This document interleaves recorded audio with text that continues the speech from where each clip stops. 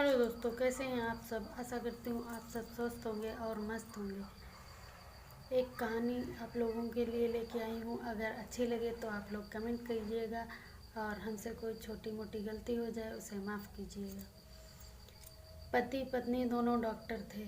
पत्नी ने केस दायर कर दिया था। एक दिन उनकी पेशी थी। जज ने पति पत्नी को बुलाया था। तभी दोनों से बातचीत हुई। जज के कुछ समझ ना आया, इसलिए जज ने पत्नी को अलग बुलाकर पूछा और पति को अलग। पत्नी चुप रहकर कोई जवाब ना दी। पति ने जवाब दिया कि मैं इसके साथ नहीं रहना चाहता हूँ, इसलिए मेरे को तलाक मिलनी चाहिए। जज ने पूछा पत्नी से। पत्नी ने कोई जवाब ना दिया और दोनों को तलाक हो गया। तभी एक दिन जज पत्नी के चेंबर पहुंचा।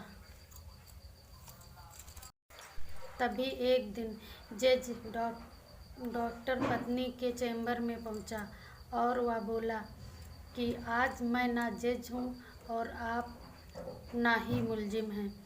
मुझे तलाक का कोई वजह नहीं मालूम पड़ा, इसलिए मैं पूछना चाहता हूँ। अगर आप मुनासिब समझें तो मेरे प्रश्न का जवाब देना। तो पत्नी ने मुस्कुराकर बोला, पूछिए, हर चीज़ का जवाब दूंगी। जज ने बोला कि मुझे आप दोनों की तलाक की वजह समझ ना आई। तभी पत्नी ने बताया।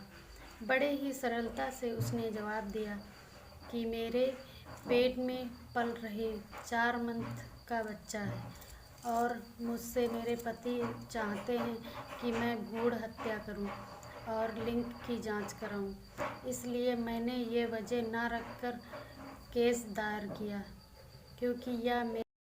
तभी पत्नी ने जवाब दिया बड़ी ही सरलता के साथ कि आज मैं उसके साथ कुछ हो, मुझे कोई फ़र्क नहीं पड़ता, चाहे उसे फांसी हो, चाहे सज़ा हो, चाहे जेल हो, क्योंकि वो मुझसे भ्रूण हत्या कराना चाहता था और मैं ये सब नहीं कर सकती थी। महिला ने कहा, मैं 4 मंथ की प्रेग्नेंट हूँ और मैं ये नहीं चाहती थी कि मेरा बच्चा तनाव के कारण विकलांग या फिर किसी और बीमारी से ग्रसित पैदा हो, इसलिए मैंने ये सब तनाव पाने के मैं इन सब तनाव से फुर्सत पाने के लिए मुकदमा दायर की थी, क्योंकि वो मुझसे भ्रूण हत्या कराना चाह रहा था जो हमारे खिलाफ है। मैं ये नहीं कर सकती थी। वो हमसे भ्रूण परीक्षण कराना चाहते थे जो हमारे लिए बहुत आसान था, लेकिन ये मेरे लिए अपमान था, इसलिए। तभी जज साहब बोले, ओ ये बात है। तभी डॉक्टर बोली, मेरे लिए ये अपमान की बात है और भ्रूण परीक्षण हम लोग मना करते हैं। जज साहब, इसलिए मैं तलाक का कारण नहीं लिखी थी, क्योंकि मुझे तो आसानी से तलाक मिल जाती, लेकिन उनको सज़ा दिलानी थी, ना कि उनके पैसे को, क्योंकि वो अपने पैसे से बहुत ही मेहनती थे और लगाव से काम भी करते थे, क्योंकि उन्हें सज़ा हो जाती और मुझे सज़ा उनको नहीं ना उनको दिलवानी थी, ना कि उनके पैसे को, क्योंकि वो अपने पैसे से बहुत ही मेहनती और प्रताड़ित मैं उनसे ही नहीं उनके परिवार वालों से भी हो रही थी। इसलिए मैंने इस कारण को किनारे रखकर अपना मूल कारण रख दिया था, क्योंकि उन्हें सज़ा भी ना हो और हमारा तलाक भी हो जाए, क्योंकि आजकल की लड़कियों के साथ ऐसा ही होता है। अक्सर लड़कियां कुछ नहीं कर पाती, इसलिए मैंने उनसे तलाक लेना ही उचित समझा, क्योंकि मैं नहीं चाहती थी कि मेरा होने वाला बच्चा आज जैसे मैं प्रताड़ित की जा रही हूँ वैसे अगर लड़की हो तो आगे वो भी प्रताड़ित की जाए। इसलिए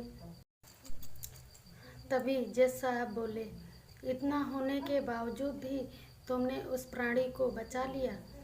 वो आगे जाकर आगे की पीढ़ी को भी ऐसे ही प्रताड़ित कर सकता, क्या कभी आपने सोचा है?